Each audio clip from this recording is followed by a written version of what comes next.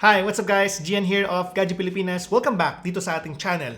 At today, sasagutin natin ang katanungan na kung bakit kaya patok na patok ang Realme C11 para sa mga Pilipino at to the point na ito ay nag-sold out agad during the time it was made available for the Philippines. At also, in-invite natin isa sa mga kaibigan natin from Realme to tell us their thoughts about why this is the case.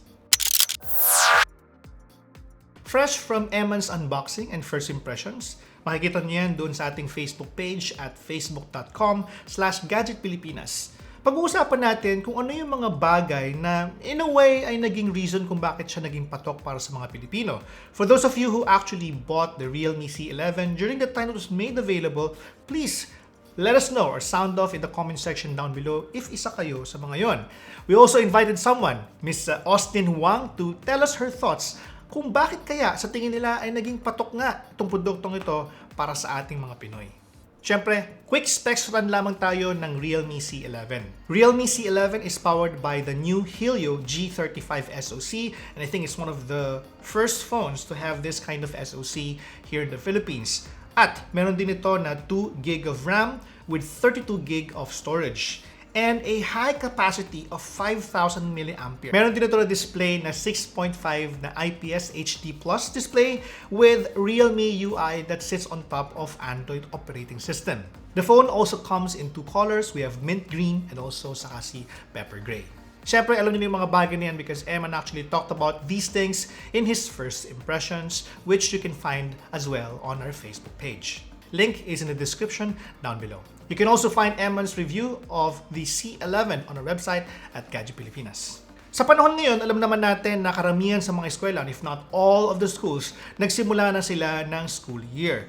At hindi man siguro pinapayagan pa na pumunta yung mga estudyante doon sa eskwelahan, most are actually engaged online. They're doing either Zoom sessions or they're probably doing other ways to communicate with their students and also for the students to communicate with their classmates and also their teachers. In turn, pati yung mga parents, naghahanap sila ngayon ng ways na pwedeng mas mura kaysa sa PC or mas mura kaysa sa tablet in order for the kids to get in touch with whatever is happening at school. Now, this is the reason why some of the parents are considering to get smartphones for their kids o sa mga anak nila o sa mga apo.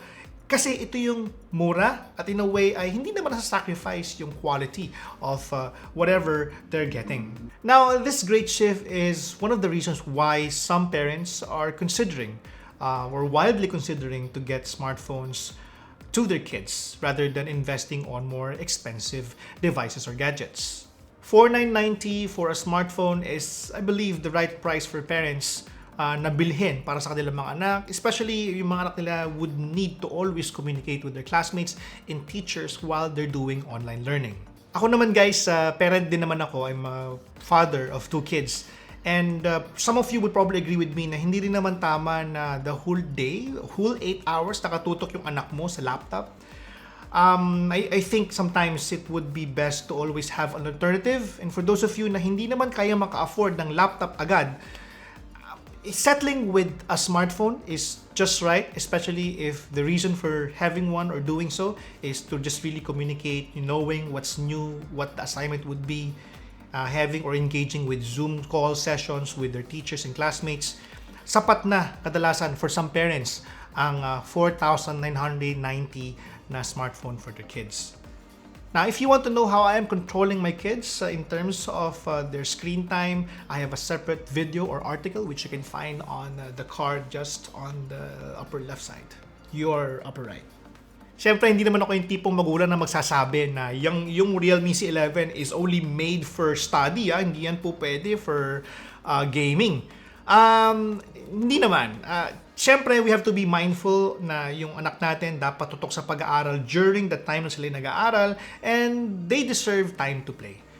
Pero we have to also be mindful of the games they're playing. Baka naman nag-Grand Theft Auto yung anak mo on their Android device na wala kang kaalam-alam and they are below the age requirement or minimum age when playing these kinds of games. Anyway, we played a few rounds of Mobile Legends on our Realme C11 and we got about average of 50 frames per second.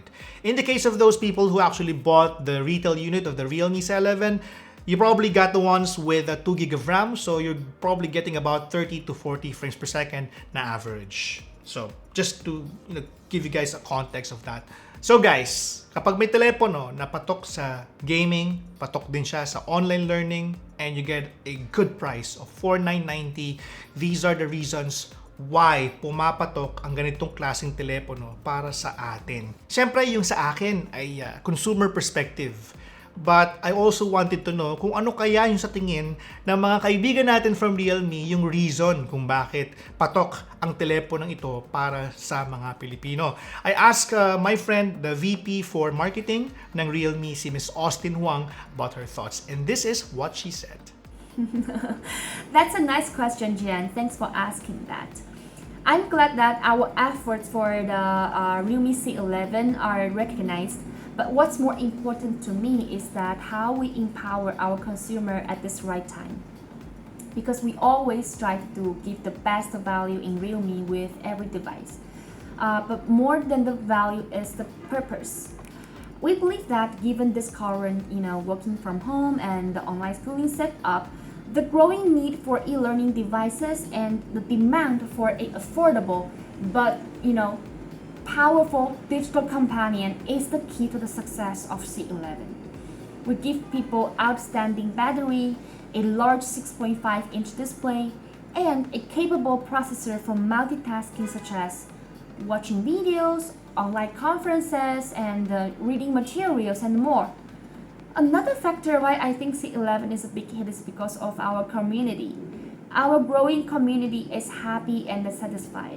And we make sure that we try to accommodate them as much as possible, and we try to understand where they are coming from. So the combination of Realme C11's winning features, amazing value, and the fresh design, by the way, my favorite, and how it evolved from its previous predecessor, the C1 and the C2, are the reasons of its success. We thank everyone who made it successful, especially our fans who are talking about Realme in the Philippines. Thank you and stay safe always. Thank you so much, Austine, for that very cool insights regarding the Realme C11. I would agree with her.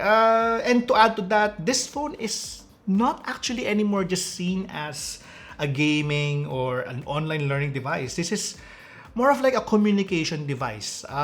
Meaning, ito na yung ginagamit ngayon natin at ng ating mga anak to communicate with their teachers, communicate with their classmates. It has become a necessary tool for us, for students to move on with this new life that we are in right now. Diba sabi ng magulang natin dati, huwag kang bili ng mga bagay na hindi mo naman kailangan.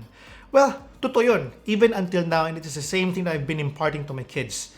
But times have changed, and necessities or needs actually also have changed.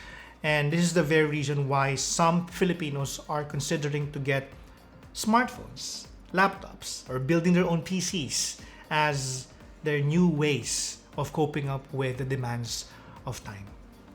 Guys, 33% lamang po ng mga lahat ng nanonood ng video ng Gadget Pilipinas ang subscribers. Baka naman the rest of you na hindi pa nagsasubscribe would love to click that subscribe button and that notification bell. We try our best to upload videos almost every week, almost every day of the week. If ever we don't upload, that means we're either so busy with our reviews on our site at gadgetpilipinas.net or we're doing something else. But anyway, I would appreciate if you can click that subscribe button, and I hope you guys learned a lot or learned something from this video. So ulitin guys, this has been Gian of gadgetpilipinas.net, and I'll catch you on the next one.